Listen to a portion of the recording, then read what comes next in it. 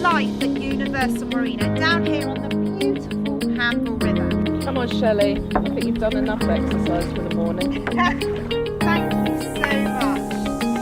Interesting to find a different board as well, isn't it? Different board, different surroundings, but thank you so much for letting me. This is going to be interesting. I'll be right quick. Woo! There we go. Oh, that was fantastic. Thank you. It's a very special treat to have my training session on the lake here at the fisheries. Is this your home? Is this a project? No, what it's is it? part of Universal Marina. Because I came fishing up here, didn't I? Yeah. A few episodes ago, if you missed that one. Let's go back to the beginning, Avia. Where did all this come from? Were you brought up in marinas?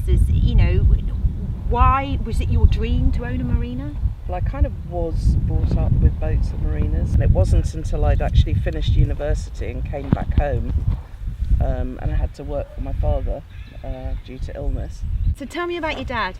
So Dad grew up pre-war, was racing cars, designing cars post-war in the 1950s, and then by the 60s had a very successful car racing team. Oh, what? So like Formula Travelling. One or Yeah, they went rally? up to Formula One. Wow. Not so much rally, but all kind of long distance racing primarily.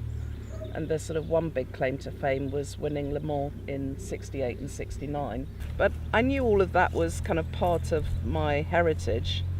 But it wasn't really until we're late teens, young adults, that we kind of engaged with my dad with all the racing and different things, and he encouraged me to go car racing, and like he did, started in an Austin 7.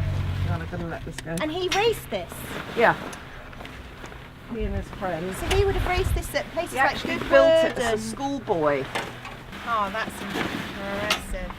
Press on regardless. So the racing was obviously your dad's hobby, He but just loved design, cars, speed, boats. that's where big your racing engines. heritage comes Yes, from. Yeah. So then you went on to actually really compete at quite a high level, and I think you've got a few titles under your belt which nobody knows of. Well, we won a few championships and things. A world, I think. And worlds Yes. last year. Yeah, yes. yeah. You won a world But championship I'll be only even last happier year. when we win the worlds in the UK next year.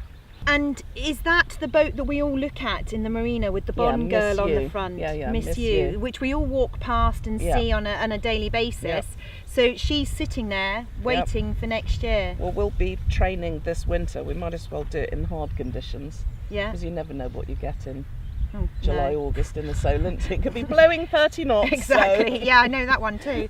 When somebody said to me, "You do realise she's a world champion sailor," I'm like, "No, we're talking about the wrong person. That's not Avia." And they went, "Yes, it is." Tell me the story of how Universal came. So I ran the businesses for him. I took over one at a time. We had a marina over in Cowes at East Cowes. We had Crableck on the river here, which was adjacent to Universal. And it just so happened that Universal became available about the same time that he was dying.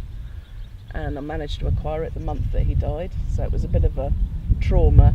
Because I suddenly acquired a new shipyard. It's not so much just the buildings. Obviously it's a fantastic setting. It's very, very green, and we're extremely lucky because I think we have got one of the most beautiful locations on the River Hamble. It's so peaceful. So we're very, very lucky. You know, you've got the stages set for you, and obviously after millions of pounds of reinvestment in building the first new marina on the River Hamble since the 1960s,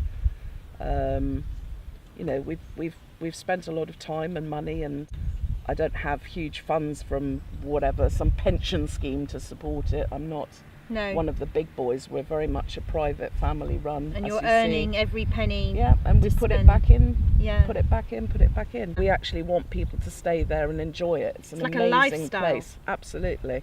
So that's why we're calling it, life at Universal. There's more to being here. It's not just a car park for boats.